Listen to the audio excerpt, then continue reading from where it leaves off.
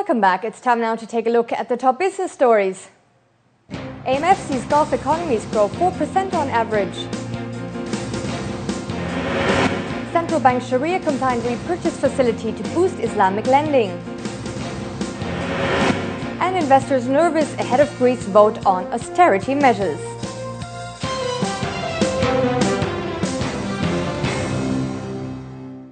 Let's look at the UAE stock markets. The DFM and ADX ended the day in opposite directions. The DFM gained 0.3% to close at 1,525 points. Emaar Properties, which is an index heavyweight, rose 0.3%. Or Arab Tech, which was up 2.4%, or Emirates NBD, the UAE's largest bank by assets, which added 1.2%. Stocks to lose were Dubai Islamic Insurance, for instance. The shares fell 4.3% today. Or Gulf Finance House, which dropped 8.7%. 83 million shares were traded, valued at 112 million dirhams. And over in the capital, the ADX fell 0.5% to close at 2,704 points, with the energy sector falling the most. Dana Gas lost 3.3%. TAQA lost 1.6%. Also, Alder Properties was down by that amount, while Suru Real Estate fell 2.4%. Among the top gainers, Union Cement Company. Its shares rallied 8.5% today. 70 million shares were traded, valued at 106 million dirhams. And let's now look at the GCC equity markets. The country's main benchmarks ended mainly lower today.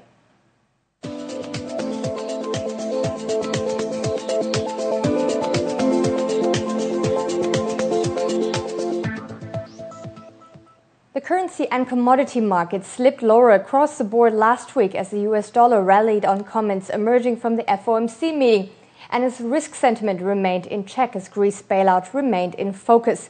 Joining us to discuss the currency and commodity markets is Gaurav Kashyap, head of DGCX trading at Al Pari Middle East DMCC. Welcome, Gaurav. Thanks again, Linda. Now, this week's a big week for the euro, for the eurozone, because the Greek parliament will decide on whether they will implement a further austerity plan. What does that do to the euro? It's going to be a really tough week for euro traders, Linda. As you said, you hit the nail right on the head. We've seen the euro USD on a pretty bearish move over the last couple of trading sessions. And I think it's all going to boil up to this meeting that you had mentioned about the Greek parliament, voting on these austerity measures. Look, Prime Minister Papandreou finds himself in a very sticky situation. He has a very slight majority in the parliament, and he's really up against it when he's trying to pass this 28.4 billion euro austerity plan measure. He's facing a lot of opposition in the Greek parliament.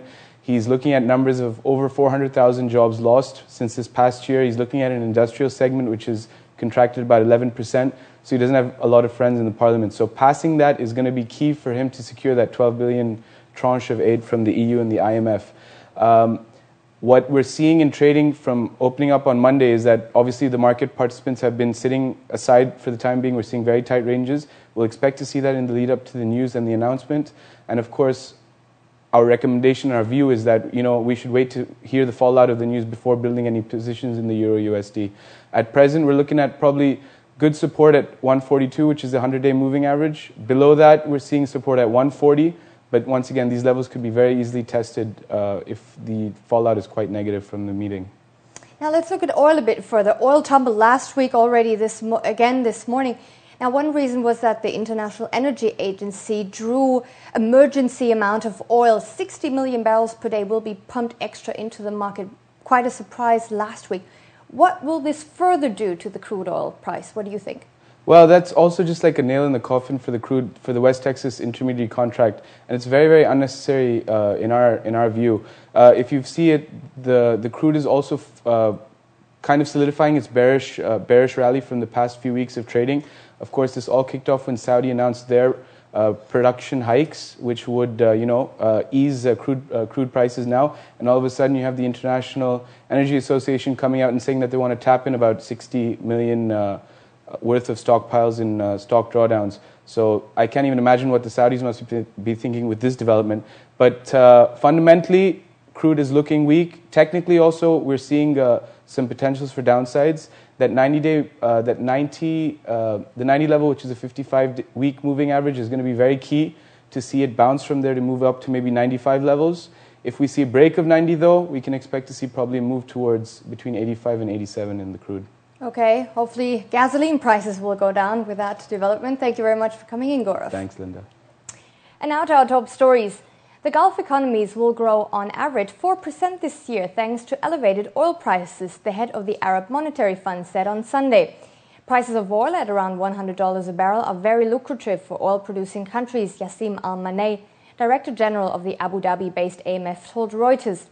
Based on this, the economic situation of the region will continue to improve.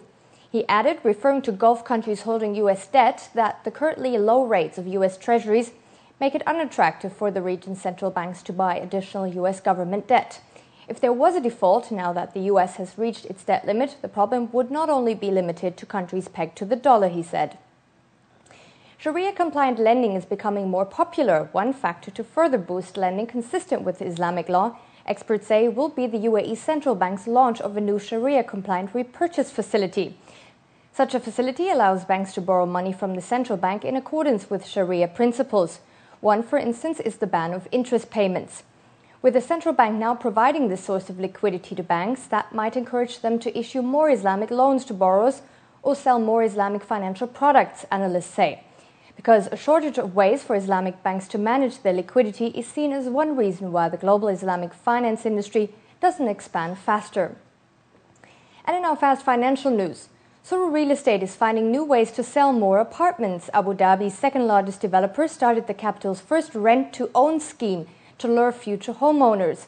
With this system, Suru offers renters the option to buy their apartments after 3 years of paying rent at a fixed price. This ownership option applies for apartments in the 65-story high Sun Tower on Abu Dhabi's Reem Island. Budget airlines in the Middle East are fighting a tough battle to gain a larger share of the market from the region's flagship carriers. Low-cost airlines from the Gulf could capture 20% market share in the next few years, UK-based official airline guide predicts. Air Arabia and Fly Dubai, the region's two biggest budget carriers, will lead the strong growth, according to the aviation data provider. And after the break, we'll run you through what's making the headlines in international business today.